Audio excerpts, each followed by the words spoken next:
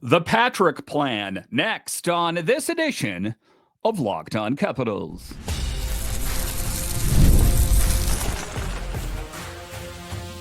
Your Locked On Capitals, your daily podcast on the Washington Capitals. Part of the Locked On Podcast Network, your team every day. Well, hello and welcome into this edition of Locked On Capitals, part of the Locked On Podcast Network, your team every day. My name is Dan Holme. I've covered the Capitals for the past 3 seasons for Locked On and various other outlets before that. I'm also the host of the weekly show called The Capitals Minutecast, available wherever you find your podcasts. And as always, I want to thank you for making this your first listen of the day. So in this edition of Locked On Capitals, the Capitals have a lot of questions that need to be answered. We have the draft coming up on Friday. We have free agency next week. What kind of plans does Chris Patrick have to make this team better? We saw what former GM Brian McClellan did last summer in the big acquisitions. What kind of moves does Chris Patrick have up his sleeve? I'll talk about that a bit later. We'll reflect back on the swings and the ones that didn't land.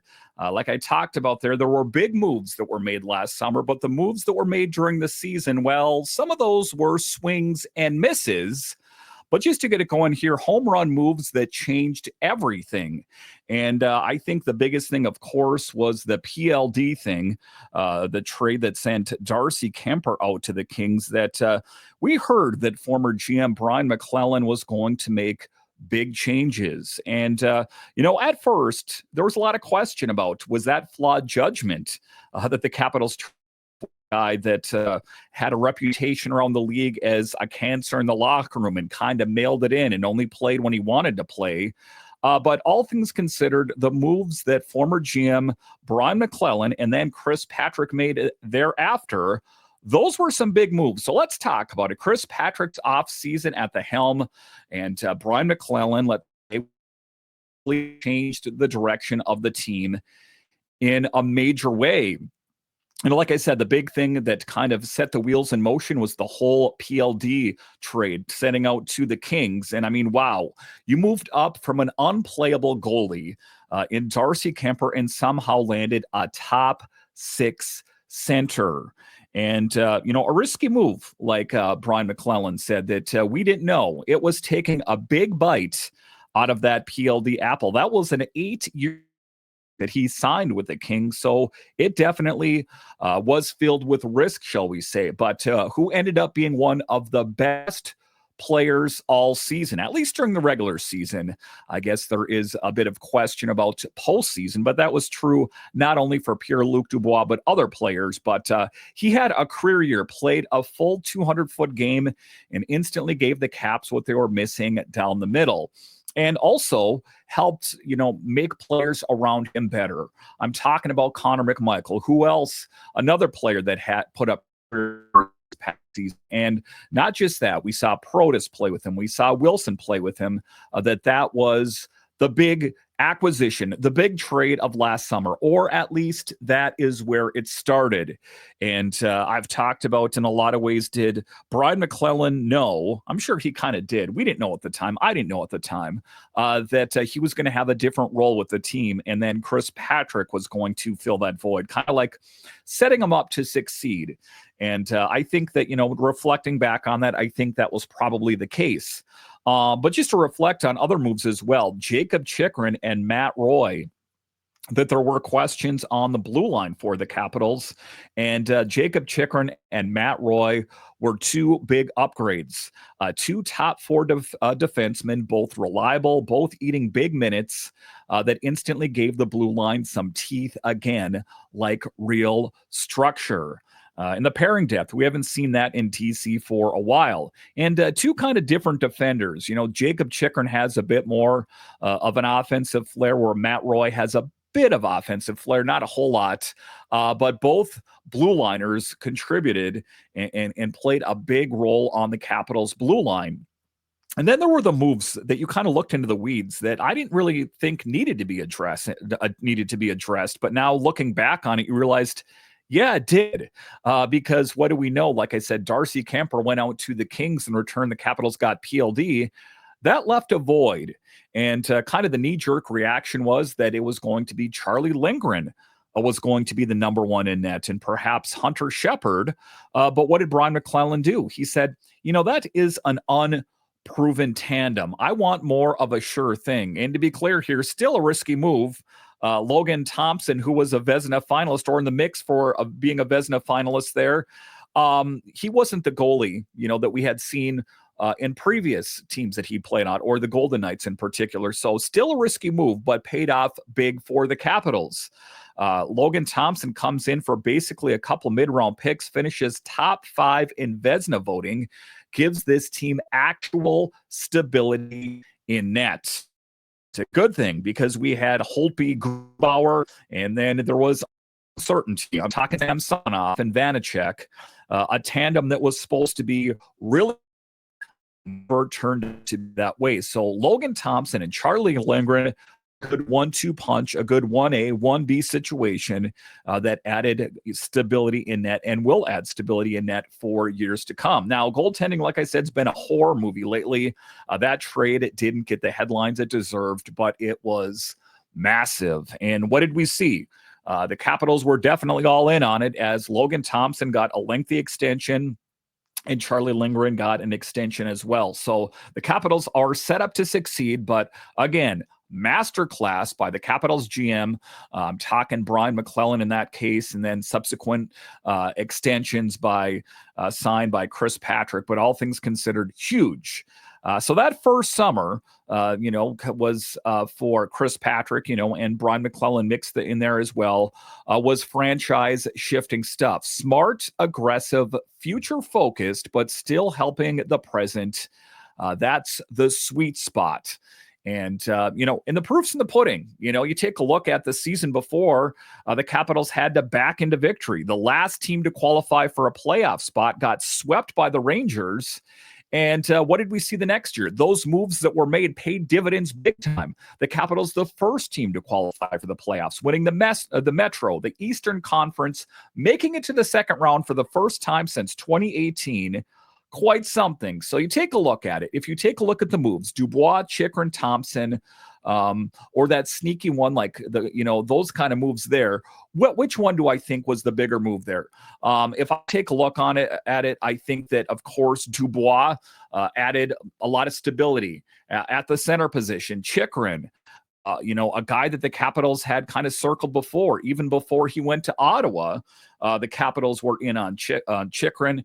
And Thompson, well, he added that stability in net. So I can't pick, a favorite move that happened last summer. I think that all of them together put the Capitals in truly a great position. And that's why I'm excited. And I'll talk about that a bit later in the show, about what Chris Patrick has now that it's his show.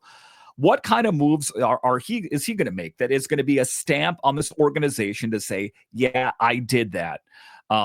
We've seen him, give out lengthy extensions to Chychrun and Thompson, these kind of things.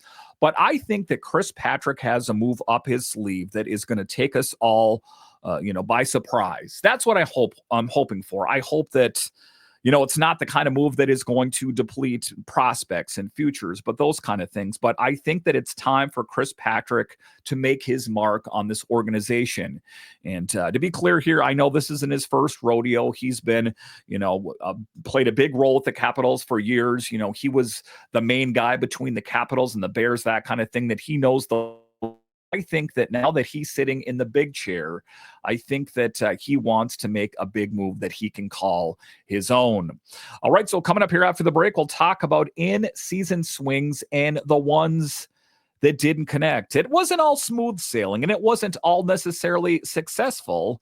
I'll break it all down straight ahead.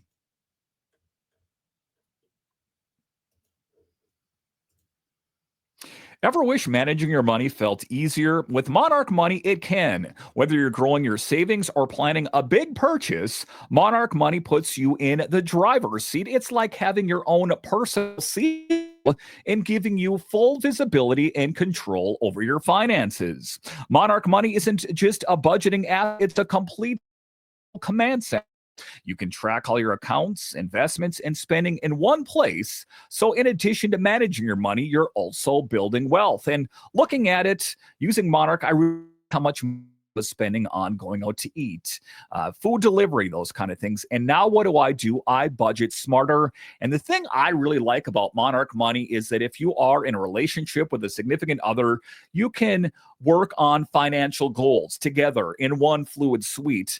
That is one of the things, or a couple of the things that I really like about Monarch Money. So take control of your finances with Monarch Money. Use code LOCKEDONNHL at monarchmoney.com for 50% off your first year.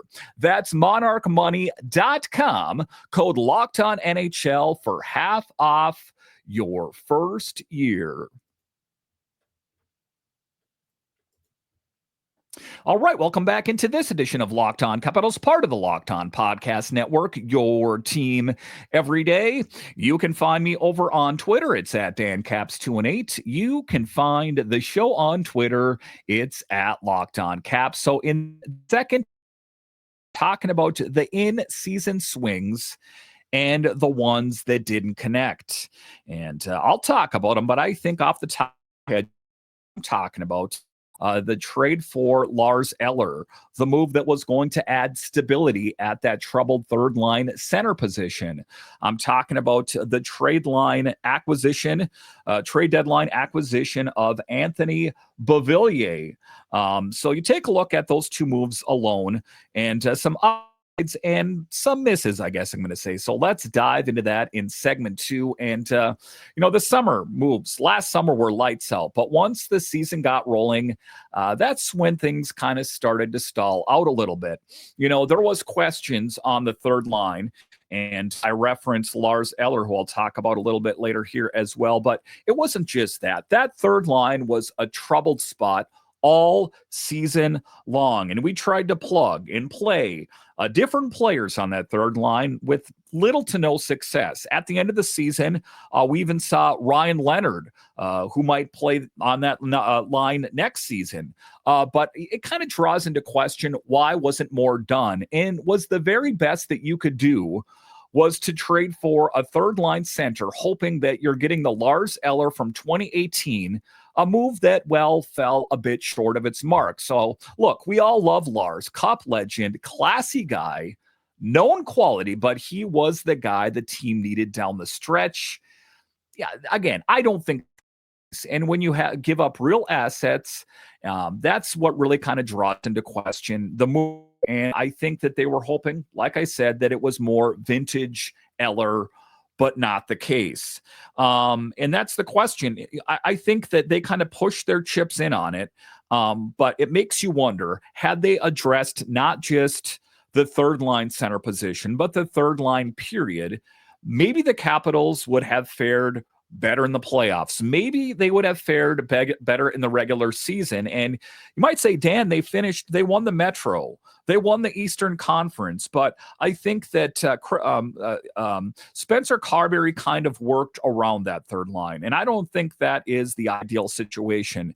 The teams that play very well, I'm talking the Panthers, those kind of ones, all four lines are trustworthy. There's no, hesitancy to go, I'm going to put the third line out there and cross my fingers and toes and hope for the best. So if there was a do-over, I guess the one thing I would say is that Lars Eller wasn't the guy. And to be clear here, I don't think there was the right guy in-house.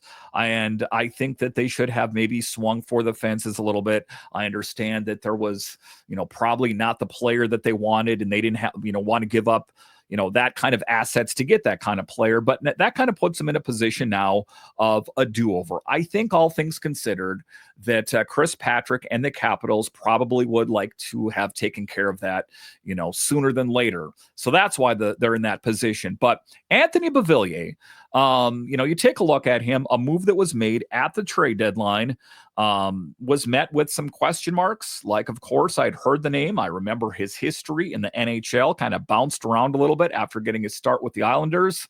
But, kind of taking a look into the deeper analytics, a lot of faith was put in when he played with the Penguins, the team he played on most recently before the Capitals, he played some big minutes with Sidney Crosby. And what did we see from him? Even in the playoffs, he shared some time playing on that first line with Dylan Strome and Alex Ovechkin. So that move connected a little bit more. Should the Capitals have done more? I'll talk about that a little bit later. But Anthony Beauvillier, productive, played well, but giving up assets, what we had to give up to get him, that's what it's all about. But, when you think about it, it's like the assets that you gave up to get Anthony Beauvillier, was it the right move?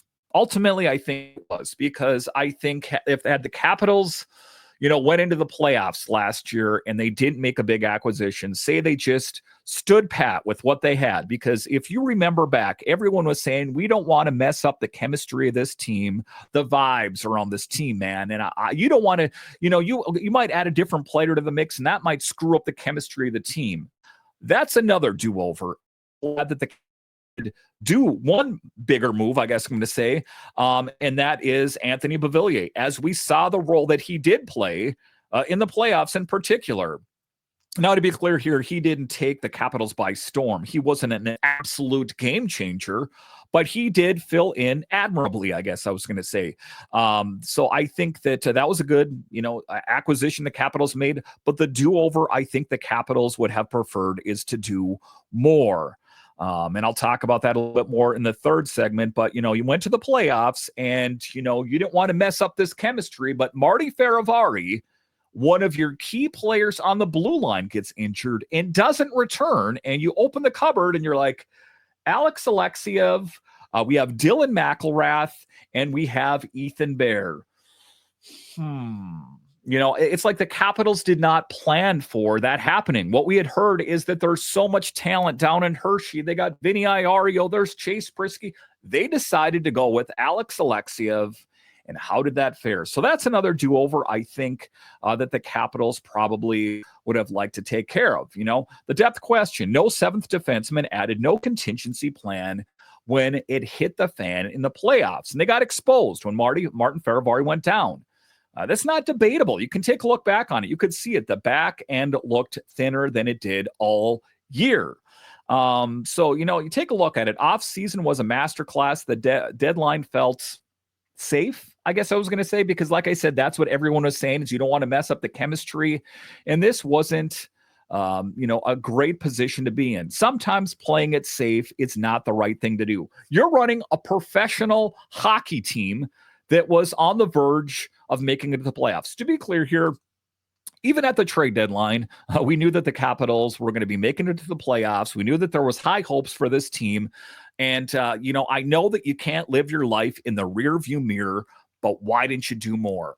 And I don't want to beat him up too much on that, because, we all make mistakes in life, but I hope that Chris Patrick and Brian McClellan, yes, they still work together. When I saw the Capitals play in Minnesota, they both left the GM suite together, so they still do travel together. And it's a brain trust between the both of them. I think at some point it'll transition more over exclusively to Chris Patrick, but they still work together. And I think that both of them learned, should have done more. Woulda, coulda, shoulda, didn't. And I think that that is something that probably weighs a little heavy on both of them, that they probably wish that they should have done more. But at the end of the day, the Capitals did great things. They made it to the playoffs. They made it to the second round, something they hadn't done in years. So the season wasn't a total loss, but still room for improvement, and learn from your mistakes. Do a little bit more so the Capitals don't find themselves in that position next season. All right, so coming up here after the break, where do we go from here? The Patrick plan moving forward, straight ahead.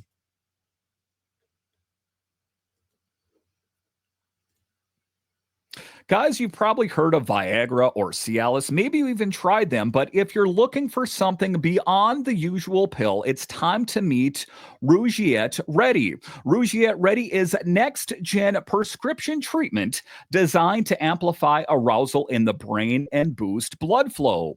Unlike the usual pills that can take hours, Rougiette's 3-in-1 formula dissolves under your tongue and kicks in fast. On average, in 15 minutes. Effects can last up to 36 hours.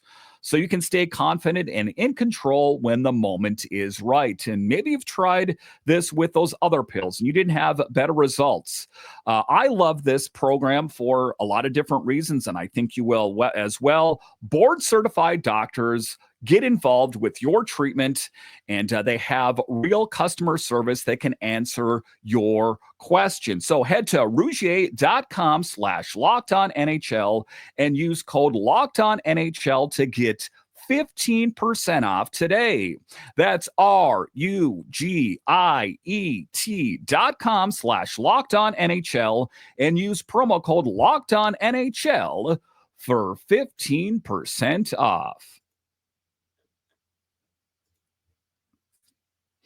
All right, welcome back into this edition of Locked On Capitals, part of the Locked On Podcast Network, your team every day. The best way that you can help grow the show is to subscribe to Locked On Capitals on YouTube and comment anything down below. So in the final segment here, where do the Capitals go from here? Again, on deck, we have the and what kind of moves do the Capitals make? Do they try to move that pick? Do they trade the pick? Do they move up? Do they move down? A lot will be determined. Maybe not as much as in previous years when they were higher up in the draft, but I think that Ross Mahoney and his crew have a long history of making great decisions. I have no doubt in my mind that this season the Capitals will be that much better as in the draft department. But moving it down a little bit further from that, July 1st, that is where the Capitals can, choose to take some real steps forward. That is where Chris Patrick can stamp his name on this organization and try to make it better. Try is the operative word because, sometimes you don't know. Let's be honest. Like I said, PLD, even Logan, we know now, reflecting back, that they were great moves, but at the time, they were still dubbed risky moves. So what is the Patrick plan moving forward? That is what we'll talk about. And I talked about this in segment 1, is this team needs a third line center. And it's going to need to be clear here. And I have a hunch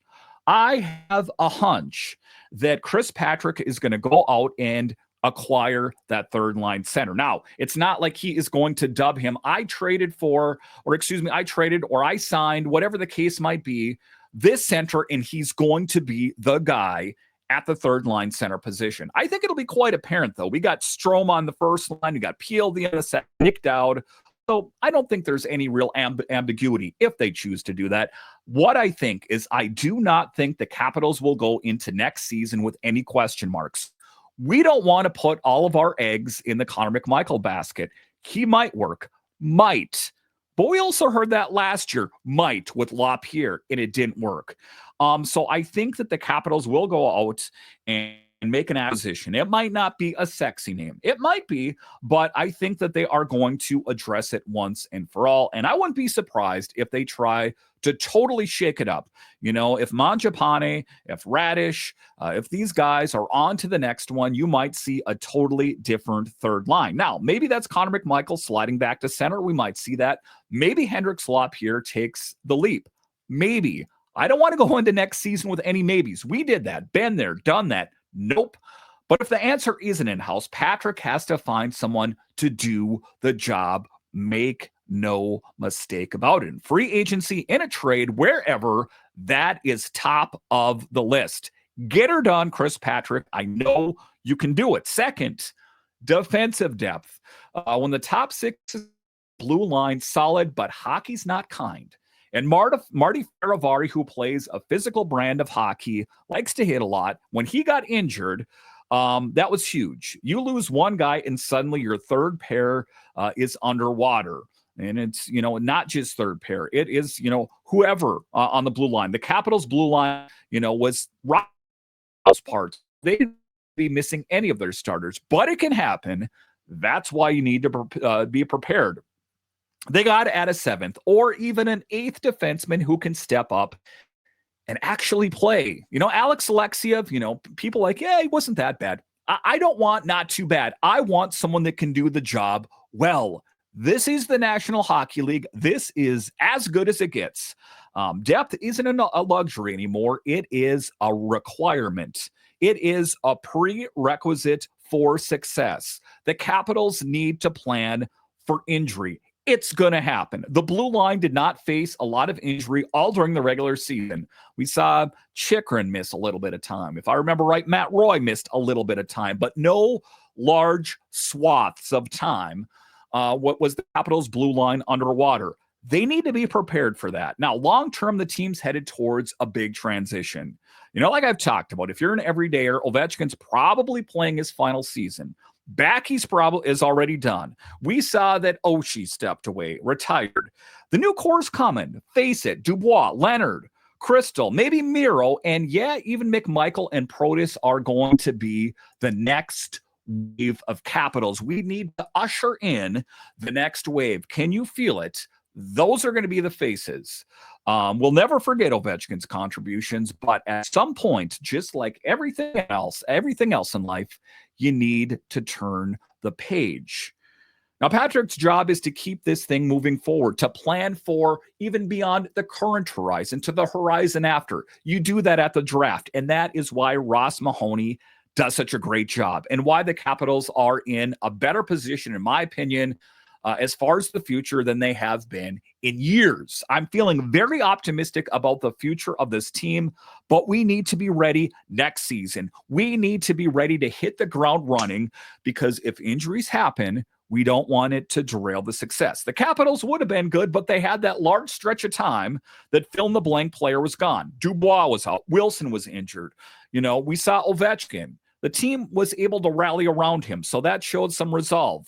But that's not always a one-size-fits-all. We saw what it meant in the playoffs minus Faravari. So, just because he found a way to win with Ovi after that Jack McBain hit, that doesn't mean it's always going to be seamless. I want this team to be prepared to face any kind of storm out there. I think that Chris Patrick does it. I know that Brian McClellan's going to still be kind of looking over his shoulder and saying, hey, what's going on here? I know that Ted Leonsis, the guy that funds this whole thing, I know that he's, he puts a lot of faith in those guys, and he doesn't put faith in just anybody.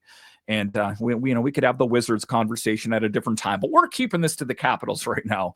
That I think that this team is set up very well, just based on putting the aces in their places. Chris Patrick at the helm with Brian McClellan as a phone-a-friend. This team, I have no doubt, is going to just knock it out of the park. And, knock it out of the park is a bit vague, isn't it? I don't think that necessarily they're going to go out and get a Brad Marchand or, big marquee sexy name there. And they don't necessarily need to do that, because you look at some of the teams that made those moves. Sometimes it pays off, sometimes it doesn't. Did it pay off for the Panthers? Absolutely it did. Did it pay off for the Predators last season at the big moves that Barry Trotz tried to make? Did that help them out? Not so much. So not always the best laid plans don't always go the way you want to. Sometimes get laid to waste. So the Capitals with Chris Patrick and Brian McClellan, I have no doubt the Capitals will knock it out of the park, no matter how that manifests itself. If it is a guy that, you have to kind of look a little bit deeper into, like a PLD, like had a one-off season, but big picture is a great player. I think the Capitals will be prepared to kill it in the 25-26 season. All right. Once again, I want to thank you for joining me on this edition of Locked On Capitals, your only daily year-round podcast covering the Capitals. And I want to thank all of you that listen on the audio side and watch this on YouTube. You are what makes this show successful. When you're done here, head on over to Locked On NHL, as they have you covered 5 days a week, available wherever you find your podcasts and on YouTube. All right. Once again, on this of Locked On Capitals, part of the Locked On Podcast Network. It is your team every day. My name is Dan Holme, and I'll talk to you again next time.